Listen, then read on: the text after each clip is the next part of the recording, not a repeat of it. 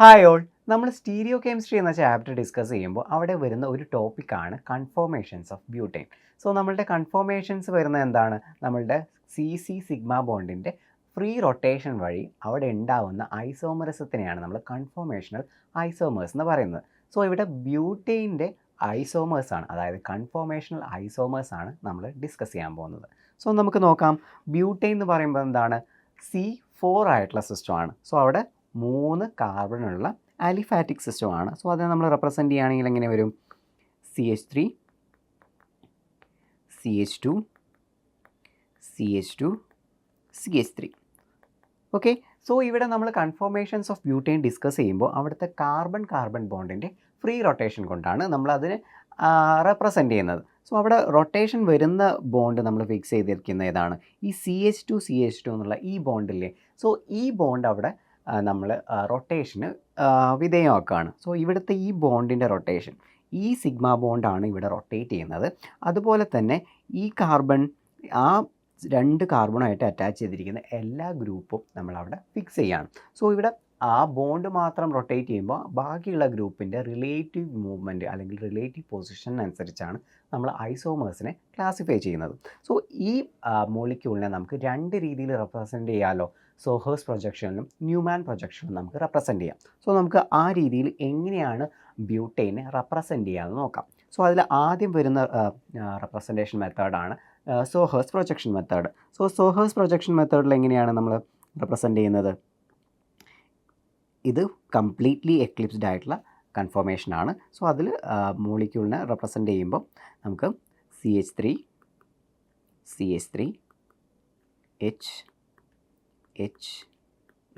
And H. So ഇങ്ങനെയാണ് നമ്മൾ completely eclipsed ആയിട്ടുള്ള അല്ലെങ്കിൽ ഫുള്ളി എക്ലിപ്സ്ഡ് ആയിട്ടുള്ള ബ്യൂട്ടൈനെ റെപ്രസെൻ്റ് ചെയ്യുന്നത്. സോ ഇവിടെ എന്താണ് നമ്മുടെ CH3 ഗ്രൂപ്പുകൾ നോക്കൂ, അതിൻ്റെ പൊസിഷൻസ് ബാക്ക് ടു ബാക്ക് ആയിട്ടല്ലേ അറേഞ്ച് ചെയ്തിരിക്കുന്നത്, അല്ലെങ്കിൽ നമ്മുടെ ഡൈഹീഡ്രൽ ആംഗിൾ 0 ആണ് ഇവിടുത്തെ കംപ്ലീറ്റ്ലി എക്ലിപ്സ്ഡ് കൺഫോർമേഷനിൽ. അതുപോലെ തന്നെ നമ്മളിവിടെ റൊട്ടേറ്റ് ചെയ്യുന്ന ബോണ്ട് ഇതാണ്, CC ബോണ്ടാണ് നമ്മളിവിടെ റൊട്ടേറ്റ് ചെയ്യുന്നത്. സോ ഈ സെൻറ്ററിലും ഇവിടെയും കാർബൺ ഉണ്ട്. അതുപോലെ നമ്മളുടെ കാർബൺ നമ്പർ എത്രയാണ്? 1 2 3 4 ബ്യൂട്ടൈൻ തന്നെയാണ്. സോ നമ്മൾ ഇനി കൺഫോർമേഷൻ അനാലിസിസ് നോക്കുമ്പോൾ ഇതിന് റിലേറ്റീവായിട്ട് റൊട്ടേറ്റ് ചെയ്യുമ്പോൾ ഒരുപാട് കൺഫോർമേഷൻസ് കിട്ടും. സോ അതിൽ നമ്മൾ ഈ ആദ്യത്തെ കാർബണില്ലേ, C2 കാർബൺ, അതായത് നമ്മൾ നമ്പർ ചെയ്യുകയാണെങ്കിൽ 1 2 3 and 4. സോ ഇതിൽ C2 കാർബണാണിത്, C3 കാർബണാണിത്. C2 കാർബണിലുള്ള ഗ്രൂപ്പ്സിനെ നമ്മൾ ഫിക്സ് ചെയ്ത് വെക്കുകയാണ്. ഓക്കെ, അവർ റൊട്ടേറ്റ് ചെയ്യുന്നില്ല. പകരം നമ്മുടെ C3 കാർബണില്ലേ, C3 കാർബണിലുള്ള ഗ്രൂപ്പ്സാണ് ഇവിടുത്തെ CC ബോണ്ടിൻ്റെ റൊട്ടേഷൻ വഴി റിലേറ്റീവ് പൊസിഷൻസ് ചേഞ്ച് ചെയ്യുന്ന രീതിയിൽ ഫിക്സ് ചെയ്തിട്ടാണ് നമ്മൾ കൺഫോർമേഷൻ അനാലിസിസ് ചെയ്യുന്നത്. അതുപോലെ തന്നെ ഇവിടെ ഒരുപാട് ആംഗിളിൽ നമുക്ക് CC ബോണ്ട് റൊട്ടേറ്റ് ചെയ്യാൻ പറ്റും. അതിൽ തന്നെ ഫിക്സ്ഡ് ഇൻ്റർവെല്ലായിട്ട് നമ്മൾ 60 ഡിഗ്രി റൊട്ടേഷനിലാണ് നമ്മൾ ഓരോ കൺഫോർമേഷൻസിനും നോക്കുന്നത്. സോ ഈ ഇൻ്റർവെല്ലിൽ 60 ഡിഗ്രിയിൽ റൊട്ടേഷൻ വരുന്ന കൺഫോർമേഷൻസ് മാത്രമേ നമ്മൾ അനാലിസിസ് ചെയ്യുന്നുള്ളൂ. അതുപോലെ നമുക്കിനി ന്യൂമാൻ പ്രൊജക്ഷനിലും എങ്ങനെയാണ് കംപ്ലീറ്റ്ലി എക്ലിപ്സ്ഡ് ആയിട്ടുള്ള കൺഫോർമേഷൻ വരുന്നത് നോക്കാം. സോ ന്യൂമാൻ പ്രൊജക്ഷനിൽ എങ്ങനെയാണ് വരുന്നത്? ന്യൂമാൻ പ്രൊജക്ഷൻ ഇങ്ങനെയാണ് വരുന്നത്. സോ നമ്മൾ എക്ലിപ്സ്ഡ് ആയിട്ടുള്ള കൺഫോർമേഷൻ വരയ്ക്കുമ്പോൾ ഇങ്ങനെയാണ് വരുന്നത്. രണ്ടും ഡൈഹീഡ്രൽ ആംഗിൾ നമ്മൾ 0 അല്ലേ. ഡൈഹീഡ്രൽ ആംഗിൾ 0 ആകുമ്പോൾ നമ്മളവിടെ ഇങ്ങനെയാണ് അതിൻ്റെ റെപ്രസെൻറ്റേഷൻ വരിക. സോ CH3 ബാക്കിയുള്ള ഗ്രൂപ്പിലൊക്കെ ഹൈഡ്രജൻസ് ആയിരിക്കും. സോ ഇങ്ങനെയാണ് നമ്മളുടെ ന്യൂമാൻ പ്രൊജക്ഷനിൽ ഉണ്ടാവുക. സോ ഇവിടെ എന്താണ്? ഡൈഹീഡ്രൽ ആംഗിൾ 0 ആണ്. CH3 ഗ്രൂപ്പുകൾ ബാക്ക് ടു ബാക്ക് ആയിട്ടാണ് നിൽക്കുന്നത്. സോ ഇതും കംപ്ലീറ്റ്ലി എക്ലിപ്സ്ഡ് ആയിട്ടുള്ള കൺഫോർമേഷനാണ്. അവിടെ എന്താണ്? അതിൻ്റെ എനർജി കൂടുതലായിരിക്കും. കാരണം എന്താണ്? ഈ ബൾക്കിയർ ആയിട്ടുള്ള CH3 ഗ്രൂപ്പുകൾ ബാക്ക് ടു ബാക്ക് ആണ്, ഡൈഹീഡ്രൽ ആംഗിൾ 0 ആണ്. സോ അവരുടെ ഇലക്ട്രോണിക് ക്ലൗഡ് തമ്മിലുള്ള റിപ്പൾഷൻ കൂടുതലായിരിക്കും.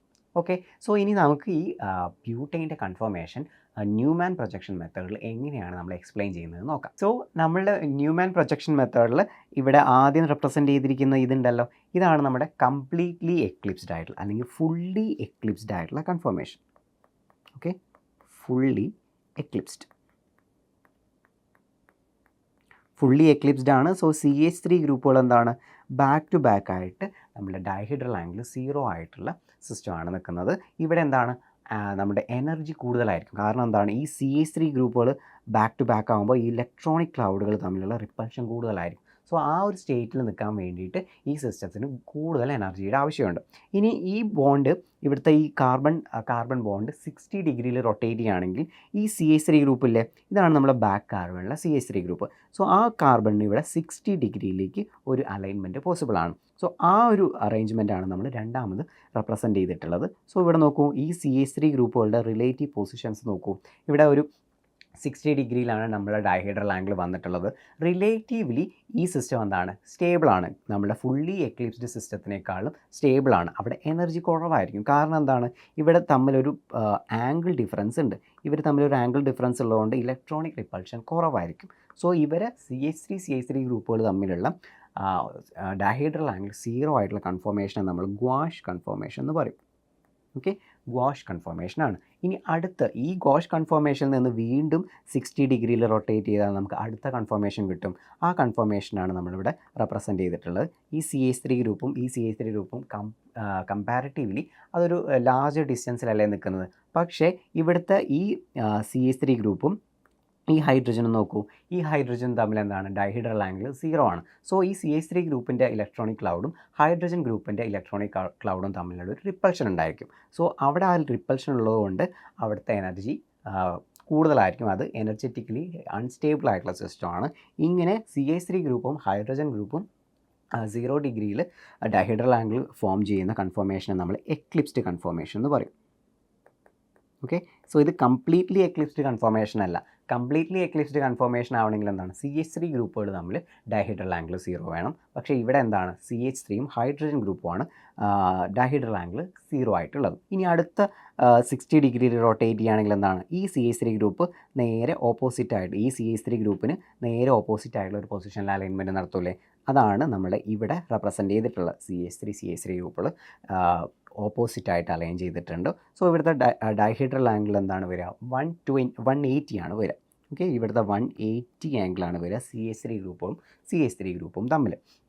സോ ഈ ഒരു കൺഫർമേഷനാണ് ഇവിടുത്തെ മോസ്റ്റ് സ്റ്റേബിൾ കൺഫർമേഷൻ വരിക. ഇതിനെ നമ്മൾ ആൻറ്റി കൺഫർമേഷൻ എന്ന് പറയും. ഓക്കെ, ആൻറ്റി എന്ന് പറയുമ്പോൾ ഇവിടെ CH3 ഗ്രൂപ്പുകൾ 180 ഡിഗ്രിയിലാണ് അലൈൻ ചെയ്തിട്ടുള്ളത്. അതുകൊണ്ടാണിത് anti conformation and most stable conformations of ബ്യൂട്ടൈനിൽ വരുന്നത്. ഓക്കെ, ഇനി ഈ കൺഫോർമേഷന് തന്നെ വീണ്ടും 60 ഡിഗ്രിയിൽ റൊട്ടേറ്റ് ചെയ്തൂടെ. സോ 60 ഡിഗ്രിയിൽ റൊട്ടേറ്റ് ചെയ്യുമ്പോൾ ഈ CH3 ഗ്രൂപ്പ് എവിടേക്ക് മാറും, ഈ CH3 ഗ്രൂപ്പ് നമ്മളുടെ ഹൈഡ്രജൻ്റെ നേരെ ബാക്കിലോട്ട് പോകും. അതായത് CH3 ഗ്രൂപ്പും ഹൈഡ്രജൻ ഗ്രൂപ്പും എന്താണ്, ഡൈഹൈഡ്രൽ ആംഗിൾ 0 ആയിട്ട് മാറും. സോ ആ ഒരു കൺഫർമേഷനാണ് നമുക്ക് ഇവിടെ കിട്ടിയിട്ടുള്ളത് അല്ലേ. നോക്കൂ, CH3 ഗ്രൂപ്പും ഹൈഡ്രജൻ ഗ്രൂപ്പും ബാക്ക് ടു ബാക്ക് ആണ് നിൽക്കുന്നത്, ഡൈഹൈഡ്രൽ ആംഗിൾ 0 ആണ്. സോ ഈ സിസ്റ്റം എന്താണ്, എക്ലിപ്സ്ഡ് കൺഫോർമേഷൻ അല്ലേ. സോ ഇവിടെയും എക്ലിപ്സ്ഡ് കൺഫോർമേഷനാണ്, ഡൈഹൈഡ്രൽ ആംഗിൾ 0 ആയിട്ടുള്ളത്. ഈ സിസ്റ്റവും തന്നെ എന്താണ്, എനർജി കൂടുതൽ ആവശ്യമുള്ള സിസ്റ്റം അല്ലേ. കാരണം എന്താണ്, ഡൈഹൈഡ്രൽ ആംഗിൾ 0 ആയതുകൊണ്ട് തന്നെ അവിടെ ഇലക്ട്രോൺ റിപ്പൾഷൻ കൂടുതലായിരിക്കും.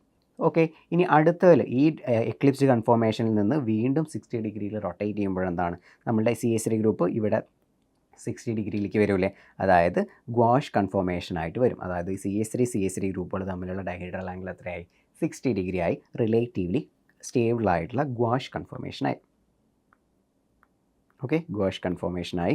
സോ എന്താണ്, റിലേറ്റീവ്ലി സ്റ്റേബിളാണ്. ഇനി അവിടെ നിന്ന് വീണ്ടും റൊട്ടേഷൻ പോസിബിൾ അല്ലേ. സോ ആ റൊട്ടേഷൻ ചെയ്താൽ എന്താണ്, CH3 ഗ്രൂപ്പ് നേരത്തെ ആദ്യത്തെ CH3 ഗ്രൂപ്പിനെ നേരെ ബാക്കിലോട്ട് വരും. അതെന്താണ്, ഡൈഹൈഡ്രൽ ആംഗിൾ 0 ആണ്. സോ എന്താണ്, ഫുള്ളി എക്ലിപ്സ്ഡ് കൺഫോർമേഷനിലേക്ക് വീണ്ടും തിരിച്ചെത്തി. സോ ഇങ്ങനെ റൊട്ടേഷൻസ് പോസിബിൾ ആണ്. സോ നമ്മളുടെ കൺഫോർമേഷനിൽ 6 ഡിഫറെൻറ്റ് കൺഫോർമേഷൻസ് പോസിബിൾ ആണ് 60 ഡിഗ്രി ഇൻ്റർവെല്ലിൽ. ക്ലിയർ അല്ലേ. സോ ഇതാണ് നമ്മളുടെ ബ്യൂട്ടൈൻ്റെ കൺഫോർമേഷൻസ് വരുന്നത്. സോ ഈ കൺഫോർമേഷൻസിൻ്റെ എനർജീസ് കൂടി നമുക്ക് നോക്കാം.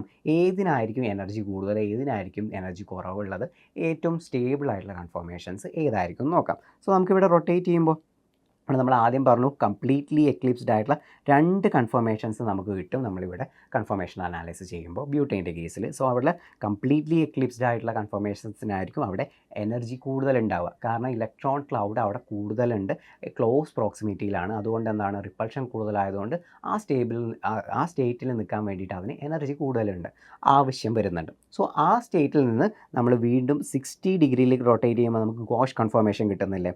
സോ ഗോഷ് കൺഫർമേഷൻ റിലേറ്റീവ്ലി നമ്മുടെ കംപ്ലീറ്റ്ലി എക്ലിപ്സ്ഡ് ആയിട്ടുള്ള കൺഫർമേഷനേക്കാളും സ്റ്റെബിലിറ്റി കൂടുതലുള്ള സിസ്റ്റമാണ്. സോ അവിടെ എന്താണ് എനർജി കുറവായിരിക്കും. ഇനി വീണ്ടും നമ്മൾ 60 ഡിഗ്രിയിൽ ചെയ്യുമ്പോൾ എന്താണ് നമുക്ക് എക്ലിപ്സ്ഡ് കൺഫോർമേഷൻ കിട്ടും. എക്ലിപ്സ് കൺഫോർമേഷനിലും തന്നെ എന്താണ് ഡൈഹൈഡ്രൽ ആംഗിൾ 0 ആണ്. സോ അവിടെ ഇലക്ട്രോൺ റിപ്പൾഷൻ ഉണ്ട്. സോ അവിടെ നമ്മൾ ഗോഷ് കൺഫോർമേഷനേക്കാളും എനർജി കൂടുതലായിരിക്കും നമ്മളുടെ എക്ലിപ്സ്ഡ് കൺഫോർമേഷന്. ആ എക്ലിപ്സ്ഡ് കൺഫോർമേഷനിൽ നിന്ന് വീണ്ടും നമ്മൾ 60 ഡിഗ്രി റൊട്ടേറ്റ് ചെയ്യുമ്പോൾ എന്താണ് നമുക്ക് ആൻറ്റി കൺഫോർമേഷൻ കിട്ടും. സോ ആൻറ്റി കൺഫോർമേഷൻ എന്താണ് നമ്മുടെ ബൾക്കിയർ ആയിട്ടുള്ള CH3 ഗ്രൂപ്പുകൾ ഫാർ അപ്പാർട്ട് ആയിട്ടുള്ള കൺഫോർമേഷനാണ്. സോ അതെന്താണ് ഏറ്റവും എനർജി കുറവുള്ള സ്റ്റേബിൾ കൺഫോർമേഷനാണ് നമ്മൾ ആൻറ്റി കൺഫോർമേഷൻസ് വരിക. ഓക്കെ, സോ ആൻറ്റി കൺഫോർമേഷൻസ് വീണ്ടും 60 ഡിഗ്രി റൊട്ടേറ്റ് ചെയ്താൽ നമുക്ക് എക്ലിപ്സ്ഡ് കിട്ടി. സോ എക്ലിപ്സ്ഡ് എന്താണ് എനർജി കൂടുതലായിട്ടുള്ള സിസ്റ്റമാണ്. അതിൽ നിന്ന് വീണ്ടും 60 ഡിഗ്രി റൊട്ടേറ്റ് ചെയ്താൽ എന്താണ് നമുക്ക് ഗോഷ് കൺഫോർമേഷൻ കിട്ടി. സ്റ്റേബിൾ ആയിട്ടുള്ള കൺഫോർമേഷനാണ്. വീണ്ടും റൊട്ടേറ്റ് ചെയ്യുമ്പോൾ എന്താണ് CH3 ഡൈഹൈഡ്രൽ ആംഗിൾ 0 ആയിട്ടുള്ള അലൈൻമെൻറ്റിൽ വരും. നമ്മളുടെ കംപ്ലീറ്റ്ലി എക്ലിപ്സ്ഡ് കൺഫോർമേഷൻ, അതാണ് എനർജി കൂടുതലുള്ള സിസ്റ്റം. സോ നമ്മളുടെ കൺഫോർമേഷൻസിൻ്റെ എനർജീസ് കമ്പയർ ചെയ്യുമ്പോൾ എങ്ങനെയാണ് വരുന്നത്? നമുക്ക് കംപ്ലീറ്റ്ലി എക്ലിപ്സ്ഡ് ആയിട്ടുള്ള 2 കൺഫോർമേഷൻസ് വരുന്നുണ്ട്. സോ അതിന് തൊട്ട് താഴെയാണ് നമ്മളുടെ എക്ലിപ്സ്ഡ് കൺഫോർമേഷൻസ് വരുന്നത്. അതിനും തൊട്ട് താഴെയാണ് നമ്മുടെ ഗോഷ് കൺഫോർമേഷൻ. 60 ഡിഗ്രിയിൽ നമ്മുടെ CH3 ഗ്രൂപ്പുകൾ അലൈൻ ചെയ്തിട്ടുള്ള ഗോഷ് കൺഫോർമേഷൻ വരുന്നത്.